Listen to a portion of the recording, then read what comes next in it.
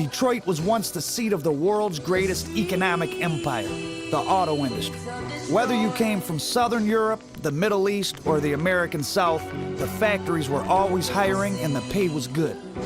But as this empire of cars weakened and crumbled, the city's economy began to revolve around a new business, illegal drug distribution. The day I arrived in Detroit, I was shown two bodies that had been placed inside of the trunk of cars at the Detroit Metropolitan Airport. And the stench, the bodies were decomposed and you could see the maggots. And that was my first trip to Detroit. And it was one of the most devastating experiences I ever experienced.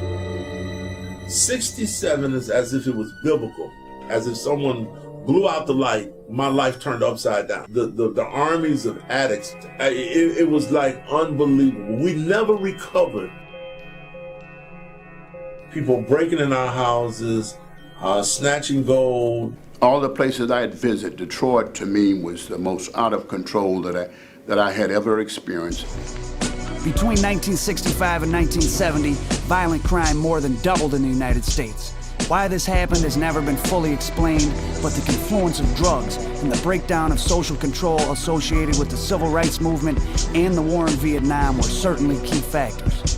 Nowhere was more out of control than Detroit, Michigan, which had suffered the deadliest riot of the 60s and had become the murder capital of the country by 1971.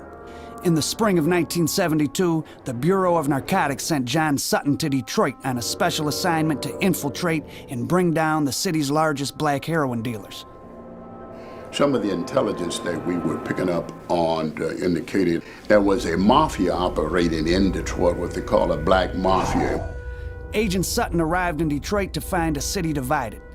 On the one hand, Detroit had the most thriving black middle class in the country, mostly thanks to the auto industry, and many people were living the good life.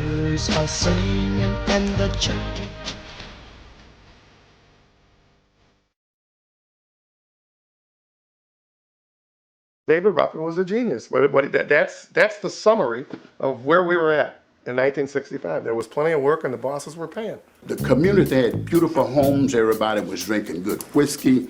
Everybody was eating good. They were taking trips. And I saw a kind of a black affluence that I had never seen in other cities like Los Angeles, Chicago, and places.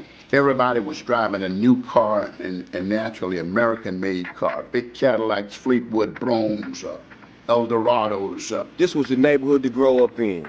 A zillion young girls to highlight. Life was good in those neighborhoods. Everybody had jobs and they had their parents in the home. You ate good. You had 500 different little local eateries that were good. You didn't have to go downtown.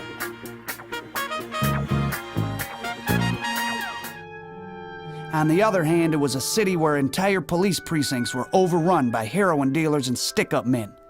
I immediately detected that there was something missing here, that there was a tremendous erosion of the political system and erosion of the police department, erosion of the religious system in the city. The police was trying to come down hard on, they called them the Big Four, and they was always coming through the neighborhood trying to intimidate the blacks. They'd pull us out, take us to Bel-Air, and put us out there in the water and shoot at us. I was one of them that they put out there and shot at. I drove over around Livernois and I heard what I thought was firecrackers. This was pre-4th of July, and I was later told that it was the 10th precinct. Two agents who had been previously assigned here had been relocated out of death threats. They had put contracts out for their life. I'd seen the Pruitt-Igoe housing area of St. Louis, the Cabrini Greens, the Robert Taylor in Chicago, the Front in Baltimore. I'd seen the Watts, Nickerson Gardens, the Jordan Down Project, some of the real bad neighborhoods. And even down in Mexico, Tijuana and Calexico, the most fearful part of my life working drugs was here in Detroit.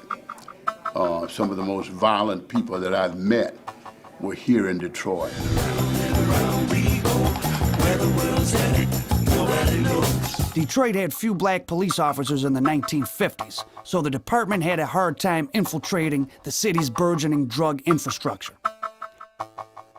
That they were having a lot of, during that time, a lot of problems. And a lot of black guys were in traffic selling heroin. I was sent here to do a police officer who apparently worked narcotics and had gone into the dope dealing business by the name of Marzette. And he was a kingpin in Detroit. Henry Marzette was a hometown boy and Korean War veteran when he entered the police academy. Starting off as an undercover narcotics cop under Detective Vincent Persante in the 1950s, Marzette set arrest records, working in the Livernois and Tyerman area. Recruited him out of the police academy, put him in business, big Cadillac, fine wardrobe, and he was like setting records, busting guys. But soon started playing both sides of the fence and was convicted of corruption in the late 50s.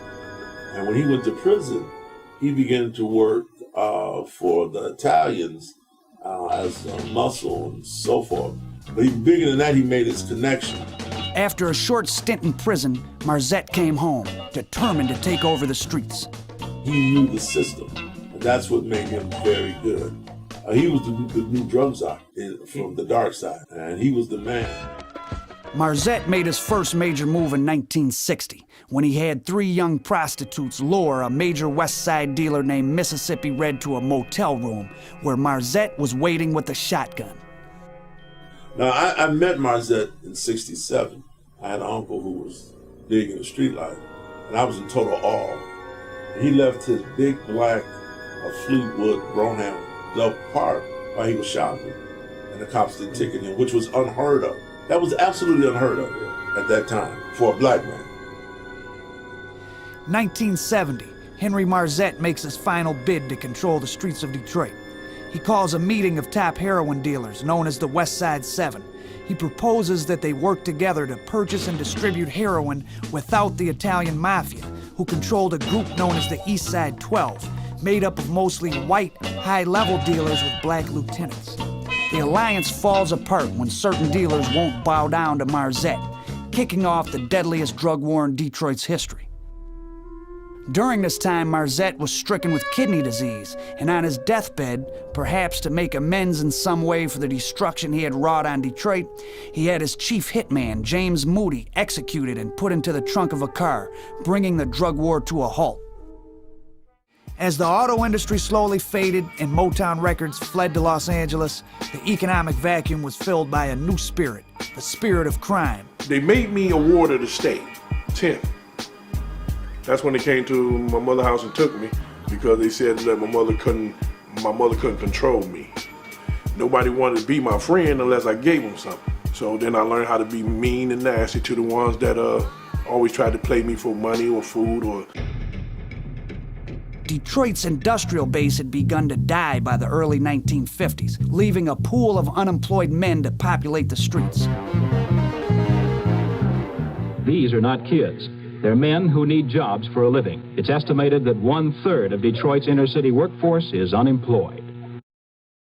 Between 1953 and 60 alone, the East Side lost 71,000 out of 102,000 industrial jobs. It's just not enough jobs. What are they going to do when they stop the war and bring jazz home and there's no jobs? This is what causes the crime rate to be so high. Traditionally, Detroit reflects the best or the worst of the nation's economy at any given time. Right now, the unemployment rate here is more than twice what it was 2 years ago, and by all indicators, it is still rising. Ain't no work, man, that's all. Where people want to pay you for what you're worth, you know. And every man, I think, knows his worth. I know mine. There's nothing else to say. That's it. I need some money.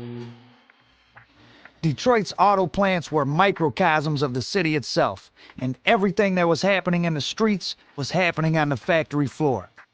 Agent Sutton infiltrated Chrysler's Dodge Main plant to buy drugs from 2 white foremen. I was introduced to a white informant who worked at Dodge Main, and he wanted to do 2 guys who were selling heroin and cocaine, and they were white males selling dope over at Dodge Main.